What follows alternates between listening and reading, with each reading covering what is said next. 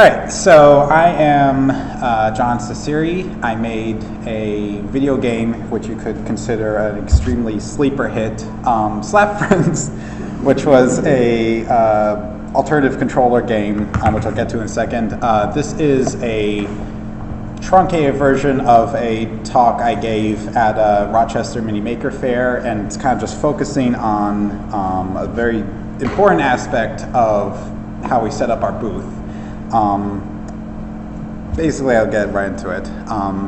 So this is our game Slap Friends. For a very, very quick briefer, which since I know a lot of you probably already know this, it's a two-person fighting game where you're just like slapping each other with these puppet characters. So this is like a game where, you know, initially started out as like just like this really goofy like phone game, and then we got the idea, me and Terrence Tolman, who was the conceptor and artist on it, came up with the idea for using puppets as our main controllers. So people have to, in the corner down here, you have to put on these puppets which have accelerometers in them and are fitted with Arduino, and you actually have to like wiggle your hands at each other. So this is a really cool thing. It got us into a Game Developers Conference in San Francisco at the Alt.Control panel, the Alt.Control Showcase, which was a showcase of like multiple games about with same sort of like controller technology, like not exact, but like, you know, similar, just weird, goofy controllers. We also got into experimental gameplay workshop, which was a panel just about experimental gameplay. I'm not going to talk about anything about that because if you've seen that video, you know there's multiple reasons I won't talk about that. But what I'll talk about is our setup. So there's a number of things when you're presenting a game at a conference that, you know, you're obviously going to need. It's like you're going to need, like, you know, business cards, a poster, going to need like a monitor, a computer, or something to run the game on. We had all of this. I mean, like, you know, we just used our actual development materials basically to present the game. What we tried to plan as much as we could for was the addition of having alternative controllers. And the problem we found was that basically we're handling like, first off, we're bringing like, you know, prototypes essentially to a conference that are supposed to be like used by like, you know, hundreds of people, like, you know, in a single day. So we had to make like prototypes that are like durable, which, you know, we met that goal. We also had to make it like extremely convenient, which we sort of met halfway, and then things kind of exploded a little. Because original idea for how we would have like the controllers connected to game is we use Bluetooth, and Bluetooth is a wireless service, and wireless services don't work that great when there's probably like 1,000 people walking around all with other wireless services coming out of their pockets. So basically we got there and I immediately saw, oh wait, this won't work. Thankfully, I had the backup of using very, very long USB cables, and we had to plug these directly into the back of people's heads, which sounds exactly as cumbersome as I described. And this is the primary and only way of connecting controllers to the game thus far. Bluetooth does work if you're willing to like wait for like 2 minutes for it to find and connect and pair and who knows what else. I'm still learning how wireless technology works to get that far. So basically, you know, we had this, what you can see right here is like all the shelf space we had. One thing we were planning on getting, which we did not actually get until Thursday, which was the last day we were actually going to be presenting, was coat racks. Because we had this idea of, oh, we have 2 coat racks, and people could just like pull their, you know, the hat they want like off the coat rack, and then they'll start, you know, then we'd have like space to like actually, you know, put our things on this table. We just ran out of time to like actually secure coat racks before the conference, so we had to just have them like sitting on this little table right here. Not that great because you can see 5 of the 6 are on the table, and I had to be wearing like a 6th one. Or as I think towards the end of the week, we were down to like 2 controllers. Several controllers like kept getting deteriorated. I mean, because they're prototypes, like they're not meant to.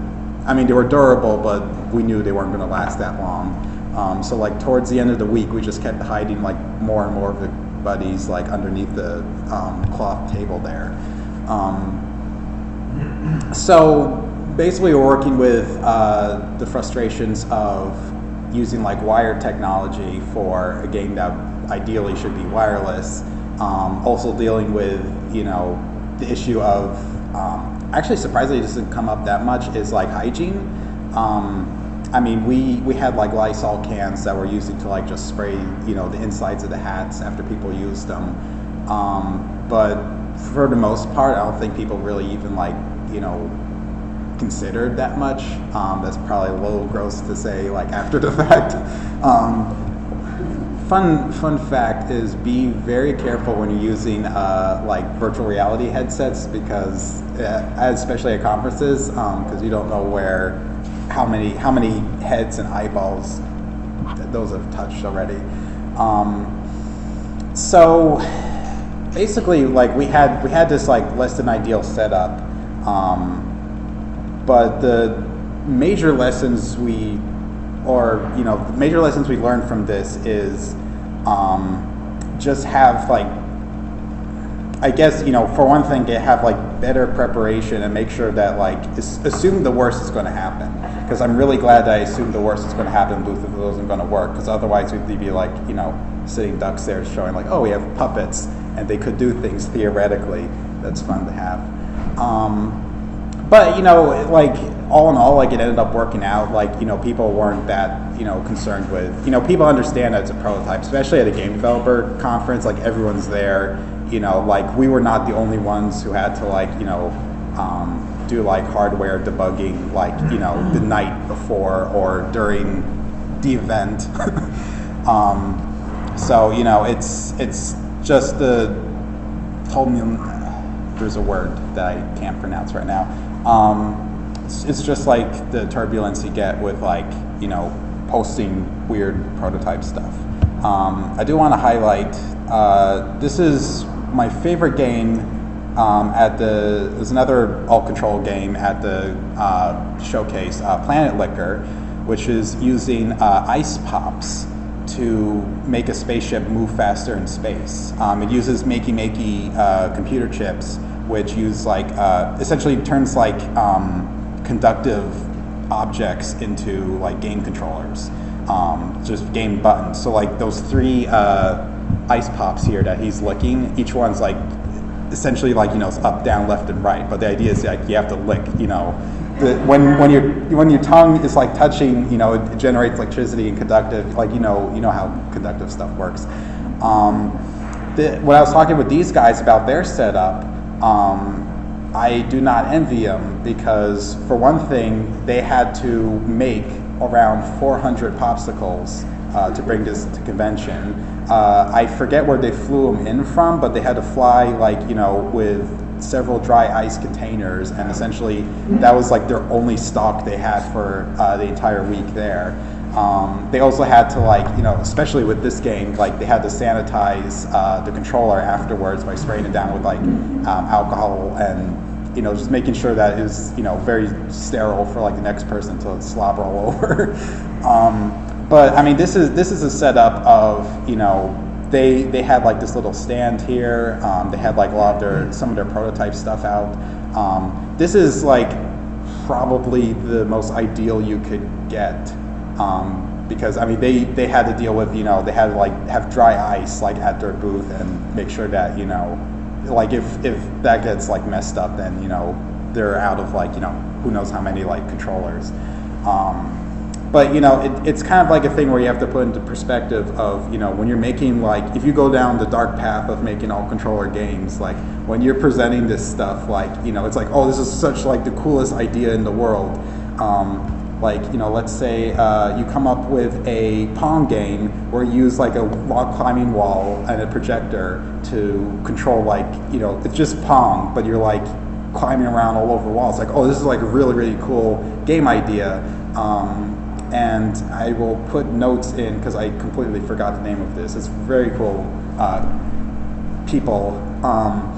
Issue is I don't even know like how you would show this off at a conference. Like I can't even imagine like, oh, let's bring in like a rock climbing wall and the projector, and it's like, oh, and we ran out of space immediately for everything. I mean, it's one of these things where you have to like put in as like an art installation at this point. But it's stuff to like keep in mind because like,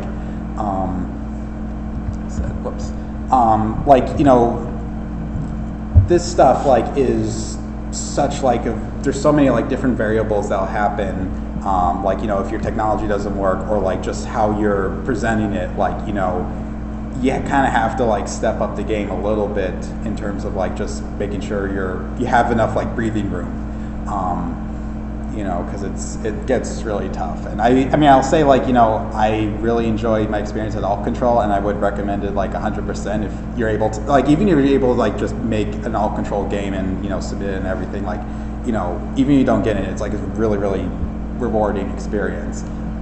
Just make sure you're extremely prepared for like every horrible nonsense thing that will happen to you. And that's all I had.